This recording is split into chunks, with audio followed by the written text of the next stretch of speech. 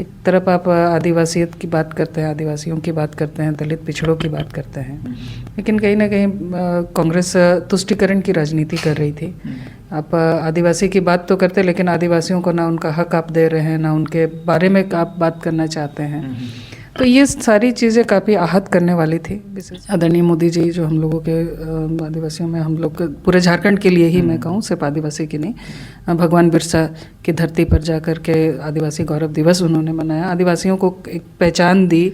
जो आज महिलाओं के सम्मान की हम बात करें तो आज दुमका जो संथाल क्षेत्र है, चाहे दुमका हो चाहे बरहेट हो, जिस तरह वहाँ आदिवासी बच्चियों के साथ जो घटना हुई, लेकिन पार्टी ने कभी इस पर कोई एक्शन नहीं लिया। तो ये सब बहुत सारे विषय हैं। नमस्कार, आप सभी का बहुत बहुत स्वागत है लाइव लगातार में। इस वक्त हमारे साथ मौजूद हैं गीता कोड़ा जी। गीता कोड़ा जी जो है सांसद है, कोल्हान की थी कांग्रेस से और इकलौती सांसद कांग्रेस की पार्टी से थी। कल हालांकि चर्चाएं बहुत दिनों से चल रही थी, लेकिन कल जो है फाइनली मोहर लग गई। मैडम, ये जो आइडियोलॉजी की बात है, कल बहुत सारे विधानसभा में विधायक कह रहे थे या कि कोई फ़र्क नहीं पड़ेगा, हालांकि सीएम भी कहा कि कोई फ़र्क नहीं पड़ेगा बीजेपी में जाने से, लेकिन आप इस फैसले को कैसे जानते हैं? हालांकि चर्चाएं बहुत दिनों से चल रही थी, लेकिन फाइनली आपने बीजेपी को ज्वाइन किया। क्यों? इकलौती थी आप, इतना मान इज्जत सम्मान मिल रहा था पार्टी में, इकलौती सांसद थी आप, क्या ऐसी वजह होगी? देखिए, हम लोग जनप्रतिनिधि होने के नाते हमारी काफ़ी सारी जवाबदेही जनता के प्रति होती है, क्षेत्र के प्रति होती है। आपने मान सम्मान दिया, कार्यकारिणी अध्यक्ष बनाया कांग्रेस पार्टी ने, लेकिन बिना कार्य के, कार्यकारिणी अध्यक्ष बिना कार्य के। इतने वर्ष हमने लगातार संगठन को प्रदेश से लेकर के केंद्र तक के सभी लोगों को हमने लिखित रूप से, मौखिक रूप से कई सारे विषय जो झारखंड के हित में थे, जो झारखंड के विकास को आगे गति देते, सामाजिक मुद्दे थे, कई सारे विकास के मुद्दे थे, लेकिन कभी पार्टी ने इन चीज़ों पर संज्ञान नहीं लिया, चुप्पी साधे रही। एक तरफ आप आदिवासियत की बात करते हैं, आदिवासियों की बात करते हैं, दलित पिछड़ों की बात करते हैं, लेकिन कहीं ना कहीं कांग्रेस तुष्टीकरण की राजनीति कर रही थी। आप आदिवासी की बात तो करते, लेकिन आदिवासियों को ना उनका हक आप दे रहे हैं, ना उनके बारे में आप बात करना चाहते हैं। तो ये सारी चीज़ें काफ़ी आहत करने वाली थी, विशेष रूप से जिस तरह से महिलाओं के साथ जो लगातार झारखंड में अत्याचार हो रहा था, पार्टी बिल्कुल उस पर चुप्पी साधी हुई थी। तो ये मुझे कहीं ना कहीं बहुत ज़्यादा आहत किया और इसलिए हमने कांग्रेस पार्टी को त्याग दिया और हम लोग भारतीय जनता पार्टी के साथ हैं। और भारतीय जनता पार्टी में आदरणीय मोदी जी जिस तरह से जो निर्णय ले रहे हैं, हर विषय पर जिस तरह से वो पूरी मजबूती के साथ, चाहे वो छोटे से छोटे कार्य हो, छोटे समाज के लोग हों, वर्ग हो, हर किसी के विषय को जिस मजबूती के साथ वो उठा रहे हैं, जिस मजबूती के साथ उन क्षेत्रों में काम कर रहे हैं, वो बहुत काबिल तारीफ़ है। और विशेषकर महिलाओं को जो सम्मान मोदी जी ने दिया है, तो वो चाहे वो ट्रिपल तलाक की बात हो या आरक्षण की बात हो, तो ये बहुत प्रभावित करता है। और अभी हाल में जिस तरह आदरणीय मोदी जी जो हम लोगों के आदिवासियों में, हम लोग पूरे झारखंड के लिए ही मैं कहूँ, सिर्फ आदिवासी की नहीं, भगवान बिरसा की धरती पर जा कर के आदिवासी गौरव दिवस उन्होंने मनाया, आदिवासियों को एक पहचान दी। आज विश्व पटल पर लोग आदिवासियों के गौरव दिवस को जान रहे हैं, आदिवासियों को जान रहे हैं। तो ये एक हम लोगों के लिए एक बहुत, खासकर इस प्रदेश के लिए एक बहुत गौरव की बात है कि वहाँ मोदी जी आए और हमें एक पहचान दी। ये तो मैडम काम की बात होगी, लेकिन उन लोगों का क्या जिन लोगों के कारण आप जो है चुनाव में जीते? चूँकि आप जब 2019 में चुनाव हुआ था, उसमें तो कांग्रेस पार्टी से आप चुनाव लड़े थे, कांग्रेस का लोगों ने, कार्यकर्ताओं ने आपको वोट देके जिताया, लेकिन आपने तो उन तमाम लोगों को कैसे जवाब देंगे? या उन लोगों का पहले से आपके पास सभी लोग चाह रहे थे कि आप मैडम ये फैसला आपने पूछ के ये काम सभी कार्यकर्ताओं से, आपके जो वोटर्स से किया, या कैसे जवाब देंगे उन कार्यकर्ताओं को? देखिए, कार्यकर्ता ने हर स्थिति परिस्थिति में बहुत साथ दिया, हर जगह वो पूरी मजबूती के साथ हमारे साथ खड़े रहे। तो और जहाँ तक पार्टी बदलने की बात है, तो सभी कार्यकर्ता स्वतंत्र हैं, वो अपना निर्णय ले सकते हैं। वो अपना निर्णय लेकर के अपना जो उनका विवेक है, उसी आधार पर उन्होंने मुझे कांग्रेस पार्टी में साथ दिया, मुझे वोट दिलाया। अब अभी भी वो स्वतंत्र हैं, वो अपने विवेक से वो काम ले सकते हैं। मेरा ना पहले कभी कार्यकर्ताओं पर जोर रहा कि नहीं आपको यहीं आना है, यहीं बैठना है, यहीं उठना है। हम लोगों का कभी ऐसा कल्चर नहीं रहा है। हम लोग सभी के साथ मिलजुल कर काम करने में विश्वास रखते हैं और उसी का नतीजा है कि आज लोगों का इतना स्नेह और इतना आशीर्वाद मिला है। आपको ऐसा लग रहा था कि आपको इस बार टिकट नहीं मिलेगा या झामुमो अपना प्रत्याशी वहाँ से देना चाहती है, झामुमो दावा कर रही है उस सीट से, इस कारण आपने ऐसा किया? नहीं, ये कोई कारण नहीं है। देखिए, सभी पार्टियों का अपना स्वाभाविक यह है, वो अपनी दावेदारी कर सकते हैं, इसमें कोई ये नहीं है। लेकिन मैंने जैसे कहा कि भारतीय जनता पार्टी में आना सिर्फ टिकट की बात है, ऐसा नहीं है। इनके कार्य इतने अच्छे हैं और मुझे लगता है कि झारखंड में अगर कोई विकास कर सकता है तो भारतीय जनता पार्टी ही कर सकती है। आज हमने 4 साल गठबंधन की सरकार, कांग्रेस और जेएमएम की सरकार को देखा। जिन विषयों को लेकर के वो सत्ता में आए, चाहे वो युवा बेरोजगारों को नौकरी की बात हो या आदिवासियों के मान सम्मान की बात हो, लेकिन वो कहीं दिखता नहीं है धरातल पर। आज युवा सड़क पर है, आज मजबूर है युवा सड़क पर आकर के आंदोलन करने के लिए। आज उनके ऊपर लाठियां बरसाई जा रही है, अपनी आवाज़ उठा रहे हैं तो आज उनके ऊपर लाठियां बरसाई जा रही हैं। जो आज महिलाओं के सम्मान की हम बात करें तो आज दुमका जो संथाल क्षेत्र है, चाहे दुमका हो चाहे बरहेट हो, जिस तरह वहाँ आदिवासी बच्चियों के साथ जो घटना हुई, लेकिन पार्टी ने कभी इस पर कोई एक्शन नहीं लिया। तो ये सब बहुत सारे विषय हैं। मैडम, एक बड़ा सवाल यह है कि जो आइडियोलॉजी की जो बात आती है, कांग्रेस अलग आइडियोलॉजी पे काम करती है, बीजेपी अलग आइडियोलॉजी पे काम करती है। कई सारे विधायक भी कह रहे थे कि जो है कोई इससे फ़र्क जो है बड़ा कोल्हान में, वैसे बीजेपी अपने आप को जो है कभी सीट जीत नहीं पाई, लेकिन वैसे में अब लगता है कि बीजेपी वहाँ से मजबूत हो पाएगी आपके आने से पार्टी में? देखिए, ये एक बहुत बड़ा मिथ है लोगों ने बना के रखा है कि भारतीय जनता पार्टी कोल्हान में कमज़ोर है।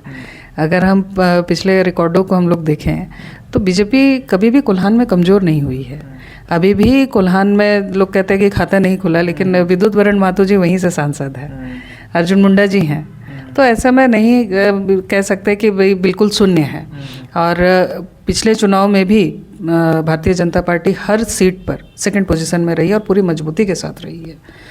तो इसलिए ये कहना बहुत गलत होगा कि वहाँ शून्य है।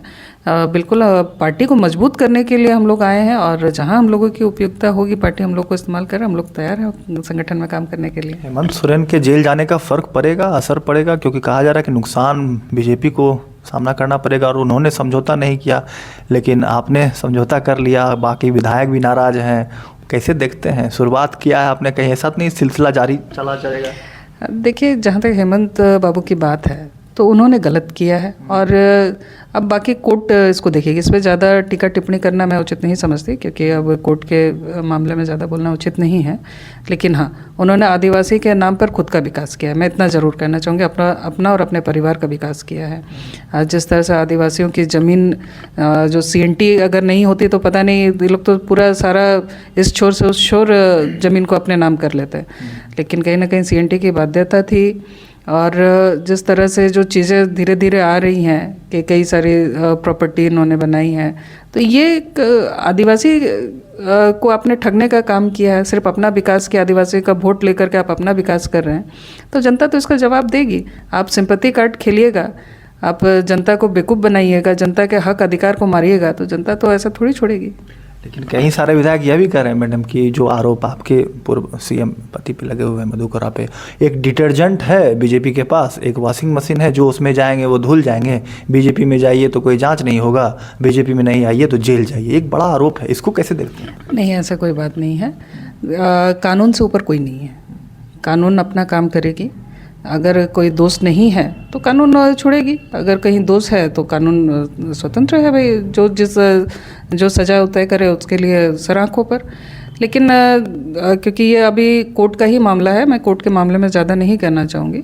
लेकिन कोड़ा जी लगातार, सिर्फ अभी की बात नहीं है, 2009 से लगातार वो केस को लड़ रहे हैं और कई सारी केसों में हमें क्लीन चिट भी मिली है, CBI ने क्लीन चिट दी है और ये लोगों के बीच में है, ये पब्लिक डोमेन में है। मुझे इसके लिए किसी को क्लियरिफाई करने की ज़रूरत नहीं है। ऐसा नहीं है कि बीजेपी में जाएंगे तब हम वॉशिंग मशीन में धुल जाएंगे, उससे पहले ही CBI ने क्लीन चिट दी है कई सारे केसों में। तो ये लोग अननेसेसरी एक भ्रम बना रहे हैं कि नहीं आप बीजेपी में जाइएगा तो वॉशिंग मशीन हो जाइएगा। ऐसा नहीं है, कानून से ऊपर कोई नहीं है। जो भी होगा कानून ये करेगी, कानून है, न्याय व्यवस्था है, इसलिए हम लोगों ने बनाया है कि भाई सब चीज़ें एक व्यवस्थित रूप से चले, तो वो कानून अपना काम करेगी। एक बड़ा मांग सरना कोड को लेकर जो है राज्य में है, झारखंड में मांगे की जा रही थी कि नरेंद्र मोदी आए जरूर बिरसा मुंडा के गाँव, जो जैसा कि आपने कहा कि वहाँ गए, लेकिन एक मांग जो सरना कोड है, क्या गीता कोरा पार्टी माने से सरना कोड की मांग रखेंगे? मिलेगा यह हक अधिकार? देखिए, हम लोग आदिवासी समुदाय से आते हैं और आदिवासियों के हित में जो भी संभव हो पाएगा हम लोग हर बात को रखेंगे, चाहे वो सरना कोड की बात हो। राज्य ने तो पारित कर दिया है, केंद्र को करना है। देखिए, राज्य ने किस तरीके से कई सारी चीज़ें पारित की हैं, लेकिन उसका बिना सिर पैर की चीज़ें आप करिएगा तो वो कहीं भी उसका स्टैंड नहीं करता। और ये सिर्फ पब्लिक स्टंट था गठबंधन के सरकार का, इस पे सिर्फ उन्हें अपनी राजनीति करनी थी।